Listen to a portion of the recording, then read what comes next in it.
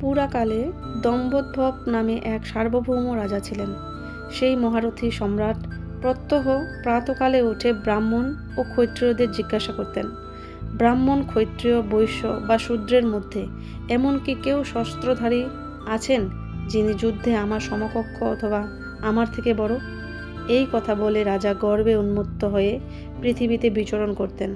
রাজার অহংকার দেখে কয়েকজন তপস্বী ব্রাহ্মণ তাকে বললেন, এই পৃথিবী দুজন সৎ ব্যক্তি আছেন যারা সংগ্রামে অনেক ব্যক্তিকে পরাস্ত করেছেন, তুমি কখনো তাদের সমকক্ষ হতে পারবে না। তখন রাজা জিজ্ঞাসা করলেন, সেই বীর পুরুষরা এখন কোথায় কোথায় জন্মেছেন, তারা কি করেন?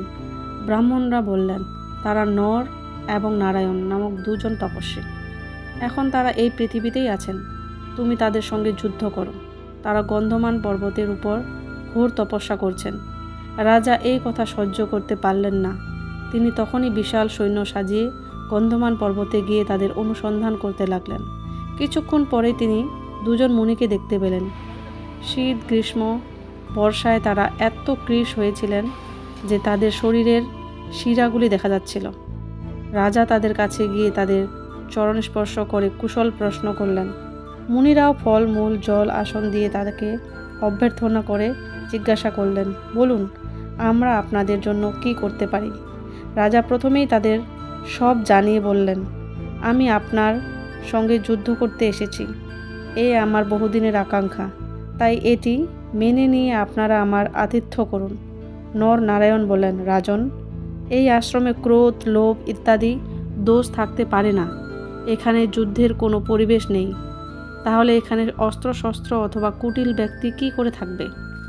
পৃথিবীতে বহু ক্ষত্রিয় আছেন, তুমি অন্যত্র গিয়ে যুদ্ধের জন্য চেষ্টা করো। নর নারায়ণ বারবার রাজাকে বোঝালেও তার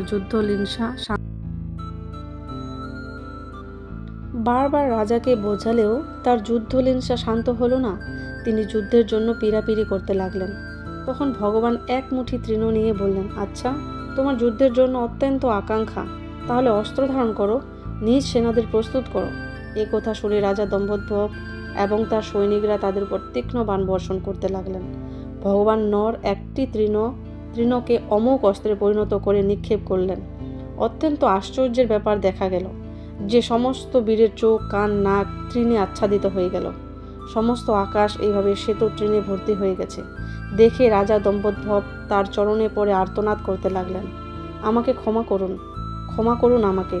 তখন শরণাগত বৎসল নর শরণাপন্ন রাজাকে বললেন, রাজন, তুমি ব্রাহ্মণদের সেবা করো এবং ধর্ম আচরণ করো। এরূপ কাজ আর কখনো করো না। তুমি বুদ্ধির আশ্রয় নাও, লোভ পরিত্যাগ করো, অহংকার শূন্য, জিতেন্দ্রিয়, ক্ষমাশীল, মৃদু এবং শান্ত হয়ে প্রজা পালন করো। ভবিষ্যতে আর কখনো কারো অপমান করবে না। তারপর রাজা দম্ভোদ্ভব মুনীশ্বরের চরণে প্রণাম করে নিজ নগরে ফিরে এলেন এবং ধর্মানুকূল ব্যবহার করতে লাগলেন।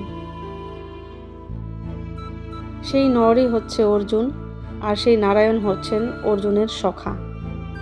নর এবং নারায়ণ এখন অর্জুন এবং শ্রীকৃষ্ণ।